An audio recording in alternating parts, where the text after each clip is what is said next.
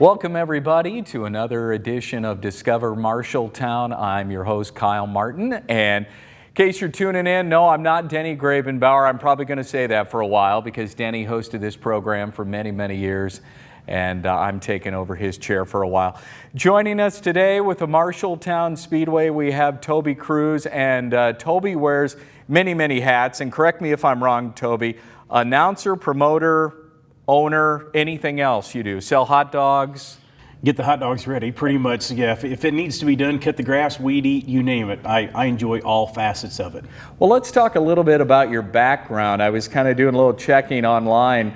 You were in Vegas, you've been in Knoxville, you worked at the Newton Daily News for a while as a reporter. Anything else? And maybe we can go more in depth into those positions that you held.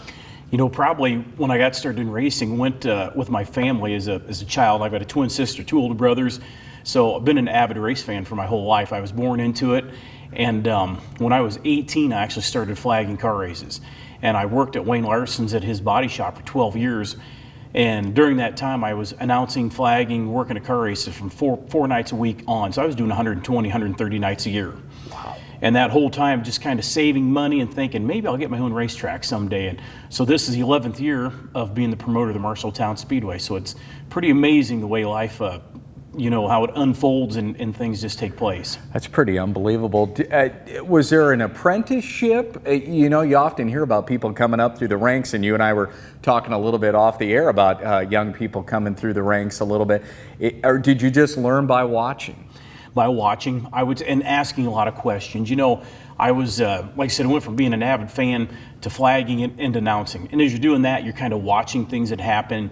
And after I'd flagged and announced for probably 7 or 8 years, I'm like, you know what? I'd love to have my own racetrack. So Robert Lawton, he entered into the final 5 years of his contract, made it known he was going to be out of the, moving on, you know, from Marshalltown. And so I really started saving my money, talked to him. I said, do you mind if I put a bid in? He said, no, do as you please. And there was actually 5 people that had to go through the bidding process of getting the racetrack. And I was fortunate enough to receive that. And here we are, like I said, now entering the 11th year, and this is the first year of another 10-year contract. And so guaranteed we'll be around for at least 20 years. And I'm having a lot of fun with it, though. It's like, you know, we've got the late models getting kind of back after a 20-year absence. And it's fun to have some changes like that. It just kind of invigorates you and gets you excited again. Most definitely. I went out to the track, I'm trying to think, maybe it was last year, and you and I talked a little bit, and it's amazing the work that goes on before a Friday night race. You want to talk a little bit about that? Because I don't know if you call it grading the track, or you know, especially if it's wet, you need to dry it out a little bit. There's a lot of prep that goes into it. You know, that's the interesting thing, and sometimes a novice fan or even some of the veteran fans that have never been involved behind the scenes, they have no clue what it takes. Yeah. And that's like today, before I was, you know, fortunate to come out here, I was actually push mowing some spots, weed eating, getting concessions ready. Some of the you know, H&F brought the beer order out, and so getting some of that stocked away. It actually, once we're done racing on a Friday night, things start on Saturday, you know, doing your marketing on Saturday, Sunday. Monday for me is a all day in the office, just doing the behind the scenes paperwork. You're balancing out from the weekend. We've got like 7 different stations at the racetrack where you have to have money totes set up, from tickets to startup cash to everything like that. And you know, then depending on the weather, when and if you get rain, you have to work around Mother Nature and the good Lord above to get the track ready to go. And that involves a lot of, like I said, grading the racetrack with a road grader. Dave Wolf, he's been helping me and become a best friend. We've been doing the track together now. He worked here for Lottie and now with myself, so he's been involved for 25, 26 years. And sheep's footing, you got the big compactors. We're always sheep's footing, blading the racetrack using the water trucks. Like myself, I have, you know, that I have to own personally. I've got 3 tractors, 5 water trucks, and a road grader. And plus the packers, the sheep's foots. I've got like three sheep's foots. So we've probably got $75,000 plus just of track prep equipment. Wow. You know, and I'd say an average week, you know, is probably, depends on the week, but for sure 70 to 80 hours a week just in getting the racetrack, everything from behind the scenes to prepping the racetrack. And like tonight, they're talking rain here for Thursday night, but if you don't get that, we do a heavy water on Thursday night. water all day Friday. This time of year, July and August, you can use upwards of 70,000 gallons of water just to get the track ready for Friday night. Wow. Now, how wet is too wet? I know you call the radio station where I work, and it'll say, you know, if it rains pretty much all day, you'll go, well, you know, we can't race tonight. I know there are a lot of disappointed fans, but how wet really is too wet to race? You know, and that's $1 million question. People ask me all the time, said, when are you going to cancel? And that's a timed out thing, because Sure. we've had nights like right now when we anticipate rain, we do what we call, we get the track sealed off. We get it nice and hard, nice and tight. So if you do get some rain, it will run off the racetrack. Right. So we've had nights when on a Thursday or even Friday morning, we've had 3 or 4 inches of rain and Sure. race that night because it came hard, it came fast, it ran off. We've had other days, we had a ½ inch of rain over 5 or 6 hours and we had to cancel. Really? And so it just depends on not necessarily the amount, I guess the timing of the rain and how long it lasts and things like that. And it just, you know, and then you need, it's just, there is no answer on that when you're going to cancel. That's the toughest call with promoting. You talk about gut wrenching. I mean, I swear to God, you know, I'll kill myself of ulcers because I really do. I'm a race fan number one, and I love this sport. And, you know, I think the people understand that because I am a fan and I want to have that place the best we can. And, you know, we've had a couple nights when I canceled and, you know, you'll have a few people, oh man, we could have raced and went out by the racetrack and it was starting to dry up. Well, yeah, it was starting to dry up, but I needed 6 to 8 hours to re-prep the racetrack. Sure. You know, just because it started looking dry, the track would have been soft. You put cars on it, they dig up the racetrack, you've got big ruts, then I'm an idiot because we raced. You know, and so that decision. And then those days when you're watching that forecast, they're calling for rain from 3 to 5 o'clock, and I do worry about the racers that have to travel. You know, we did a survey a while back. Actually, Denny did that, and we just had people sign up at the concession stand when they come through. So it was a very redneck survey, but for us it was pretty high tech. Yeah. And but there were fans from 99 different cities just one night that came. It was just a weekly show. Sure. So that shows you people travel long distance. So I take that into consideration too. I'm like, oh man, it's this time. We have to get the track ready. It's still raining. You know, so it's a gut-wrenching thing on Friday when there's rain. I bet. Visiting with Toby Kruse today from the Marshalltown Speedway. Toby, how many employees do you have, you know, full and part-time and volunteers? Because it's quite an undertaking, no doubt, to put on a race. Yeah, on race night, we have right about, I think it's like 32 employees. Like I said, yeah, some are full-time, part-time, some are volunteers, but like I lease a track from the fair board. You know, they get a set amount of money each year, and I mean, they've been good to work with over the entire tenure. But everything inside the fence is mine to look after and take care of. So from cutting the grass to hiring the help to doing the food, doing the soda, doing the beer. And so yeah, I have to have all the help in those positions to keep race night functioning properly. When race season is over, and we'll talk about the race season itself here in a minute, but when race season is over, I saw an interview with you recently where you said like January 1st, you're already starting to apply for beer license and stuff. Like you're already the first of the year, you know, there's snow on the ground and you're already thinking racing. Yeah, and I always chuckle. People say, what are you going to do in the off season? And if you saw, and I'm not lying, the off season is busier than this time of year because during race season, I know that, you know, Monday I'm at home in the office, Tuesday, Wednesday, Thursday, Friday, pretty much I'm at the racetrack. Then we've got another track up by Green Bay, so Saturday morning I hit the road up to Green Bay and come home Sunday. So it's crazy. And in the winter months, though, you have all the planning. If you're at the racetrack, we've got just multiple different sponsor billboards, you know, so we start working on with our marketing partners, the people that help us do improvements and keep the place going on. The schedule, we always try and put that, we do have that out November 1st. You know, there's the banquet. We always have a major banquet. We have a nice points fund and a formal dinner and everything for the track champions and the top 10 in points, open to the public. Everybody's welcome for that. And just a lot of planning, just all the marketing now with the social media, keeping the website up to date. Right. So there is, there's promoters workshops in the off season. We attend those, and I speak at some of those, and I sit in a lot of sessions and learn. And so the winter months go by extremely fast. I bet. Let's talk a little bit about this season. 25 races, somewhere in that neighborhood? Yep. Usually, this year we started out with 27 on the schedule. We seem to usually get 22 to 24 in with the rain and things like that. We always get started with the Frostbuster the 1st of April. And this year, once again, we end with what we call our World Nationals. World Products is our primary sponsor in that event. And it's a pretty neat thing. You know, this is our 10th year of it. And the first time we did it, I was very nervous. And but the winner of the modified portion takes home $10,000.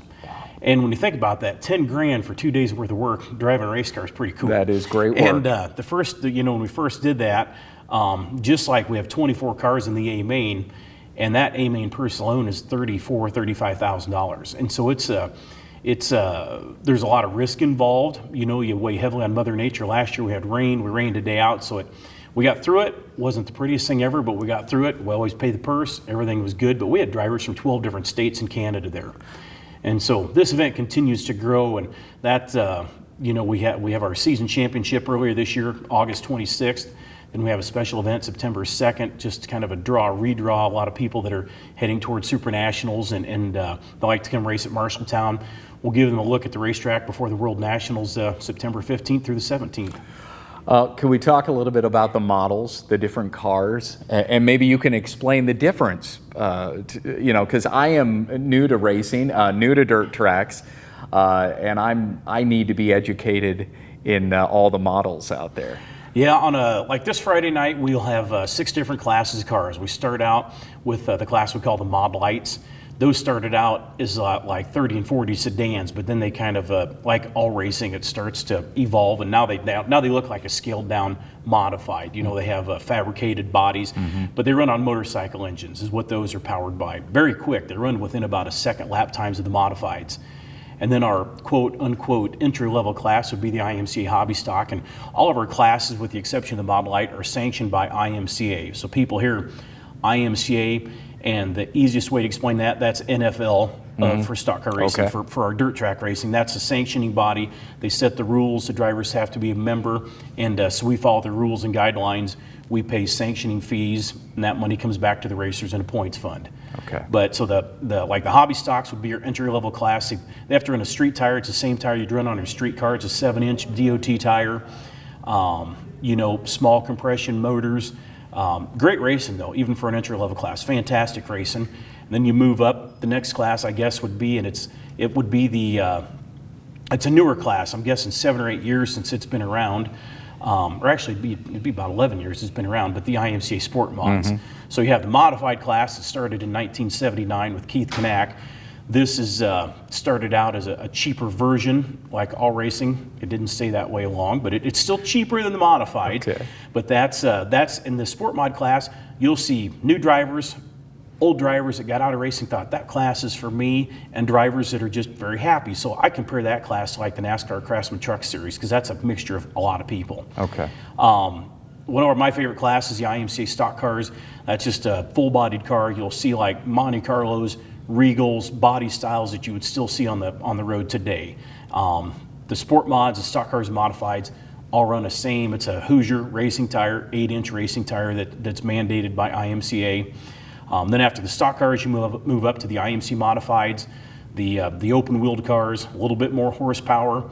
The modifieds and Sport Mods can run either like a built motor, which I like to see because that supports local machine shops and engine builders, or they can opt to run a GM crate engine, it's a very viable and a very good option because it's affordable, long life expectancy, and things like that. And then the premier, the top class, I guess, like we'll have this Friday night, is the late models, and that was a class that raced at Marshalltown for 20 plus years. And then when Lottie took the track in 1990, he dropped the late model class, and there's a lot of people that are just so fond of that division, and we've had them twice this year, and we'll have them 6 more times this year. Actually, we've had 3 events with them. We had our Deary show, 2 weekly shows, and starting this Friday, they'll be with us the rest of the season. And people love them late models. I mean, it's a full-bodied stock car, bigger racing tire, bigger motor, more horsepower, louder, faster, and just awesome to watch. Great.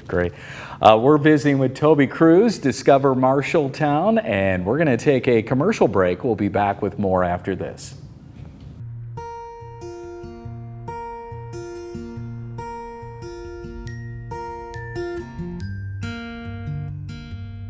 Someone had fun today.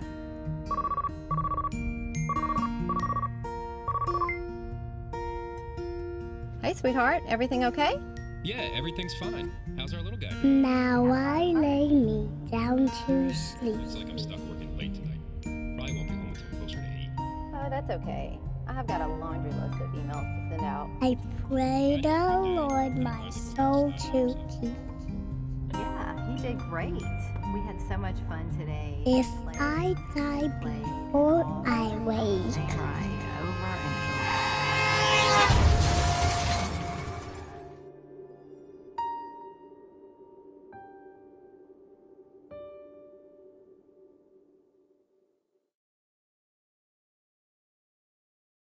Welcome back to Discover Marshalltown. Kyle Martin here, and we've got Toby Kruse with the Marshalltown Speedway. And Toby, can we talk a little bit about the history? I understand it was originally on East Main Street before it moved to the fairgrounds. It's been at the fairgrounds, what, 51 years, something like that? Yeah, Ozzy from Independent Auto took me down there one day to show me the original racetrack, and the grandstand, the concrete structure is still there. Which is pretty cool, and I did not realize that until a couple years ago. He took me on a little tour of Marshalltown, and we saw that. And then the current dirt track was built in 1964, and they kind of patterned that after East Moline Raceway, just in East Moline, Illinois, a few hours away. And it was built with 18-degree banking in the corners, 4 to 6 degrees in the straightaways. I'd say it's probably 14 to 16 in the corners now, and we keep working on that, keeping the contour and getting that shaped up. You know, and probably there were several people, I'd say, instrumental in getting it going, keeping it going. Without them, probably wouldn't be around. And like the VIP booth, Cliff Chambers and Larry Woolham. You know, Cliff's grandson, Brett Lottioff, still races. Larry Woolham's, both of his sons, Tyler's on the fair board, and Jeff still races stock car. One had a feature win this year, so I mean, he's still very competitive, and that's which is cool to see. And I know Ken Hessmer, Action Auto Parts, he was a promoter out there for a while, and he you know, invested a lot of time and money into it. And it you have to have a lot of passion and desire. It's definitely not a 7 to 4 or 8 to 5 job. If that's what you're looking for, don't even think about it. Right. You know, you have to have a lot of passion, but that's what those people like that have been the backbone of the place and have been what would have made it work and been around for this long. So the original dimensions out on East Main, it was like a half mile. And Yep. now it's a quarter mile, is that right? It'd be a quarter mile. And if you look at a lot of racetracks, especially in Iowa and surrounding states, most racetracks all started out as half miles because there were fairgrounds facilities and it was set up for horse racing. Sure. You know, and so as time evolved, some kept them half mile, some cut them down to 3/8, some to quarter mile. And we're definitely a high banked quarter mile, 3/8 mile, depends on the exact measurement, but I like to go with high banked quarter mile, and it's, you know, it's 80 to 90 feet wide, and it's a very racy facility. And that we've had one of the best years in the 11 years I've been there, as far as in and out weekly side-by-side racing that we've seen in a long time. And car count shows, so we've been very fortunate with that. Great. On a typical Friday night, you're looking at 3,000 plus fans that come through the turnstiles. Yeah, we get some pretty nice crowds. Yeah. You know, and there's a lot of people in the pits, and you know that'd be on some of the special events. You know, weekly racing it's very solid though. Like I said, we draw a lot of different people, and this year we're probably averaging, I would say, right about 95 cars per event in 5 classes. Wow. And you know, our modified car count average, we're probably in the top 5 in the country, and it's the highest average we've had in 11 years I've been here. And it's part of it is, I mean, there's a lot of local interest, which is good. And we've had a handful of drivers. It's crazy with as many nights as you can race right here in Iowa and in central Iowa. There's 5 to 6 people from the West Coast that have moved out here over the last couple of years. They come for the summer, and this year there's drivers from Arizona, California, and Oregon that are situated right here, and we have anywhere from 2 to 6 of them every Friday night at Marshalltown in the modified division. That's amazing. You know, not being originally from Iowa, when I came here, you know, the things that they often told me were, you know, it's got a lot of corn, it's got a lot of pigs, and it's got a lot of dirt racing tracks. You don't have to go too terribly far. I mean, you don't really have to drive terribly far to run into another dirt track, do you? Not at all. You know, if you lived at Marshalltown, Wednesday night you could run down to Oskaloosa, short little drive. Friday night you're right here at Marshalltown. Saturday night you run up the road to Independence. Sunday you run down the road to Vinton. And you could run. It used to be they had like a 9-inch forward gear for the gear heads, for changing the rear end on the cars. Now, like for the modifieds, they have a quick change. So you went from 20 minutes to 2 minutes of changing a gear. But you could basically run Marshalltown, Independence, and Vinton without changing the setup on your race car. Oskaloosa, the half mile, you'd have to change your gear and a few things. But yeah, so if you lived here 4 nights a week and you're not traveling too far, people on the West Coast. I have friends that it's nothing for them to drive 6-7 hours to go to race, and they think nothing of it because that's just the way it is. We are very fortunate. Yes. There's no doubt about that. Let's talk a little bit about you've expressed the passion, and obviously you're a passionate person about racing, dirt track racing. Let's talk a little bit about the passion that some of these drivers and mechanics have, because maybe they have a full-time job doing whatever. But they may spend just as much time tinkering with the car and getting the car to a track. Yeah, it's interesting you say that, and they're working on a actually documentary cinematography film that's coming out this fall. It's called We Are Dirt, and I was doing some things with them back in over New Year's in Arizona, and that topic came up. And to be brutally honest, it's a legal drug. It really is. And you look at the people that, they spend their hard-earned money. Sure. They spend every dime they can get their hands on just to get that race car to the track every week. And it's driven people to the poorhouse. It's cost of marriages. Split families up because it's a legal drug. It's such an addiction. Even for me as a fan or a racer, I'm like, man, I got a niece or nephew's birthday party. I got a race down the road. No, I end up at the race. Right. So I'm world's worst uncle. I try not to be, but but it also, on another note, I will tell you what, I know more families than not too, that the old saying is families that race together stay together, and it is a family sport. So the instances where maybe it split things up, maybe things weren't the best already, because it really is a true family sport. And like out here at Marshalltown, I'm unlike a lot of racetracks, but I let the kids into the pits for free. A lot of tracks don't even allow them in the pits. I'm like, you know what? If you're taking your kids to the pits, you're going to watch them. They're going to stay in the holler. I get moms as they come up and say, man, thanks for letting our kids in. And to me, that's, if I hear that once a year, that makes it for me. And I love walking the pits, seeing the kids scraping dirt on dad's race car, taking a lug nut off and tinkering with it.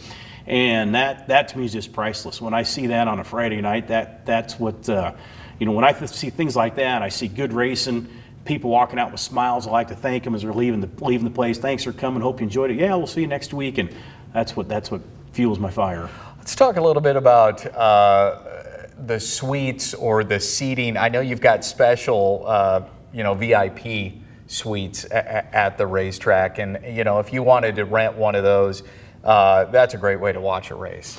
It is, and the nice thing is, you've got air conditioning, which is nice this time of year, and we get a lot of different people that come out that will sit there that wouldn't be there normally. Right. Whether it be some of their sponsors, some business owners, elderly grandparents, we get them out there at some different times, and it is a great way to watch the race. It's pretty inexpensive. It's like $600, and you get 20 pit passes. We got food and drinks and things up there, and I like it because it brings some new people out.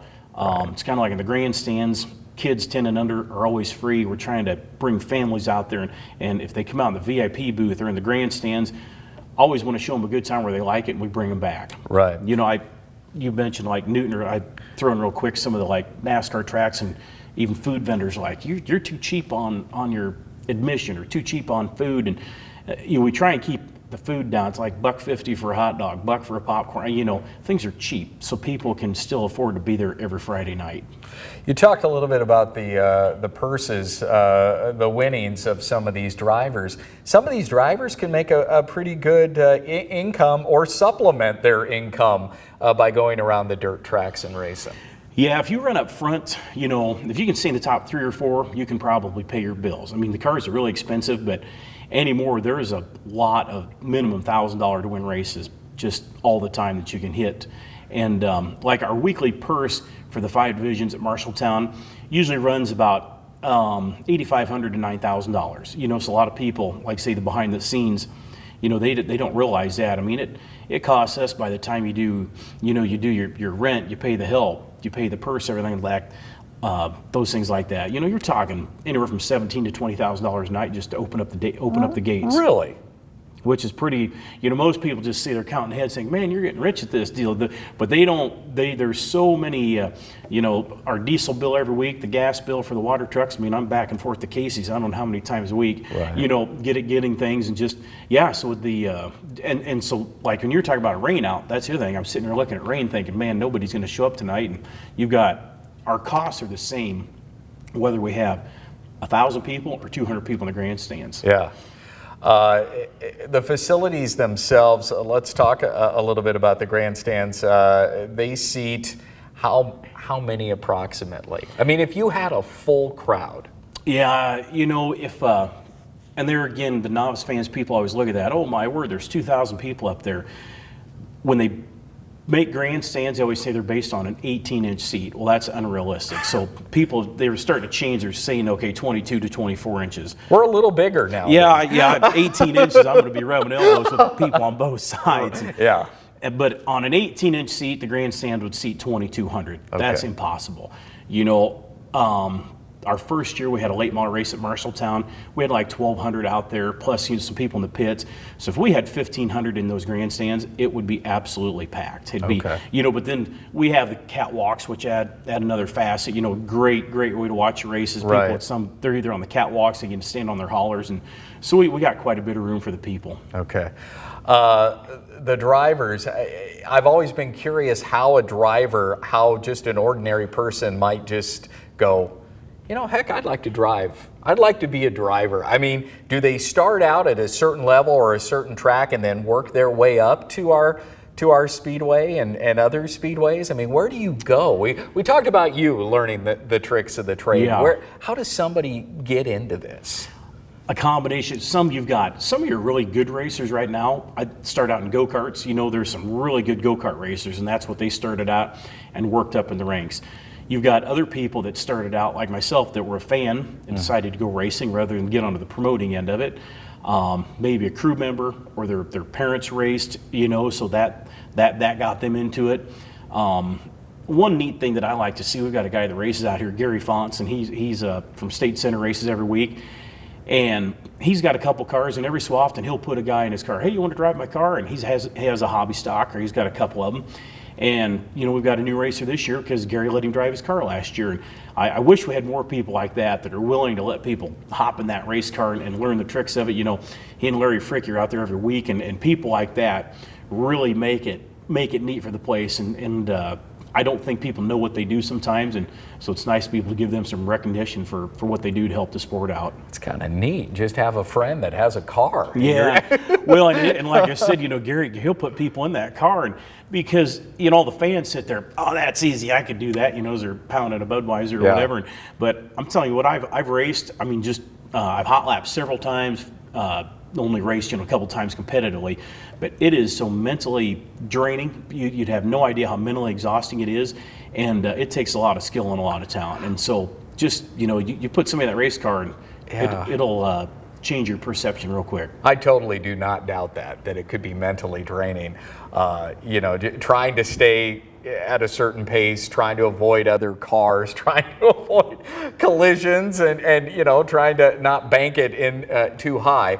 We're just about out of time. Toby, real quick, let's talk about the website where folks can go to find out more information. It's pretty easy, just the www.marshalltownspeedway.com. We naturally keep that updated with all the current results, point standings, upcoming events, and things like that.